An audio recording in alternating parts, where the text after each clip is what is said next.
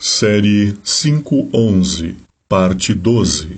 Leiamos na Bíblia versão Igreja de Jesus Cristo dos Santos dos Últimos Dias, a passagem de Efésios 5, verso 11. E não vos associeis às obras infrutíferas das trevas, mas antes condenai-as.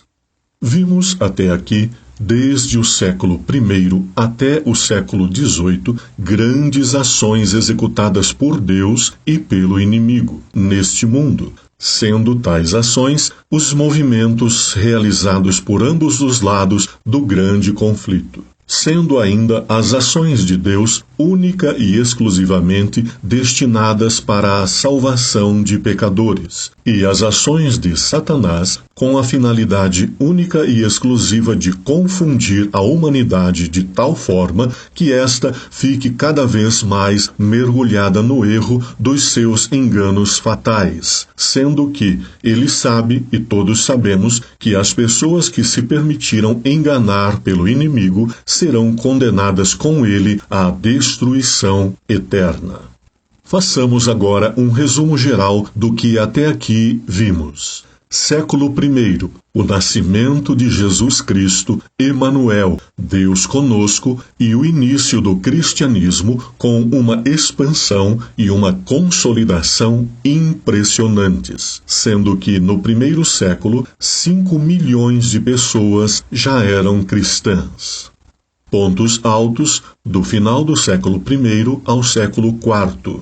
Perseguição brutal aos cristãos por parte da liderança judaica inicialmente e, na sequência, com maior brutalidade ainda, pelo Império Romano pagão. Pontos altos do final do século IV ao século V. As reviravoltas do Império Romano. Primeiro sob Constantino, que se autoproclamou cristão e tornou o cristianismo a religião oficial do império.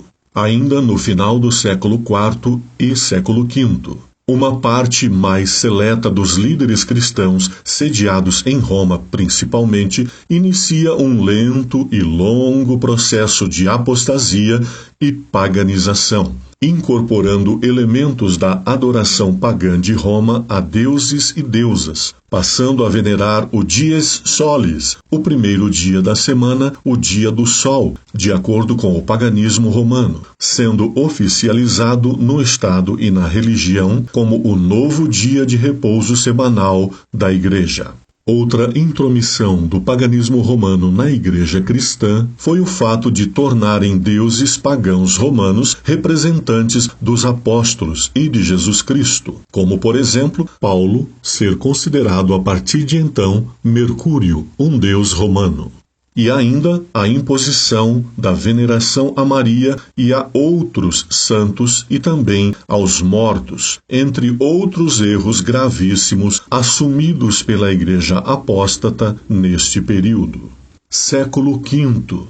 Temos como ponto alto a fragmentação do Império Romano, conforme profetizado por Daniel no capítulo 2 do seu livro.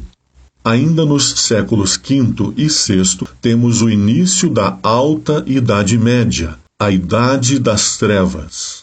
Séculos V e VI ainda, como visto anteriormente, o Estado romano se une definitivamente à Igreja cristã apóstata, transferindo-lhe poderes políticos, econômicos e militares, isto dado no ano 538, sendo o início oficialmente da supremacia papal. Século VII, o nascimento e a expansão do islamismo.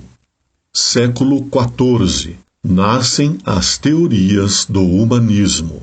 Ainda nos séculos XIV e XV tem início a Reforma Protestante, que contou como seu primeiro expoente John Wycliffe. Século XVIII, o Iluminismo e a Revolução Francesa, a Declaração Universal dos Direitos do Homem, o aprisionamento do Papa Pio VI, indicando o fim da supremacia papal que durara 1260 anos, inclusive uma confirmação das profecias bíblicas a este respeito. Séculos XVIII e XIX, Os 4 eventos sobrenaturais profetizados por Jesus em Mateus 24 acontecem na América do Norte. Entra em cena também, neste período, a Revolução Industrial, que mudaria para sempre as condições de vida do ser humano, que definitivamente deixa o nomadismo, o costume de viver nos campos, para assumir o sedentarismo, que significa o viver enclausurado em grandes aglomerações urbanas. No entanto, Deus reservou para o século XIX o maior acontecimento até então ocorrido no mundo, depois do nascimento de Jesus Cristo. Foi o cumprimento exato da grande profecia de Daniel 8,14. Até 2.300 tardes e manhãs, e o santuário será purificado. Pois bem, em 1844, século XIX, é claro, Jesus passou do lugar santo do santuário para o lugar santíssimo, onde, no santuário terrestre, instalado por Moisés sob a ordem divina, o sumo sacerdote entrava uma vez ao ano para a cerimônia ímpar da purificação do mesmo. Neste caso, Jesus iniciou o processo de purificação do santuário celestial, justamente apresentando ao Pai cada oração e súplica dos pecadores, devidamente registrada nos livros celestiais e que trouxessem um pedido de perdão, acompanhado do efetivo e tão importante arrependimento e também pela conversão. Este trabalho do Senhor por nós, iniciado em 1844, está chegando ao fim, sendo que, quando Jesus disser "está consumado" ou "está feito", deixará o lugar santíssimo para vir à terra, buscar os salvos, que são justamente aqueles que se dirigiram a Ele em súplicas por perdão.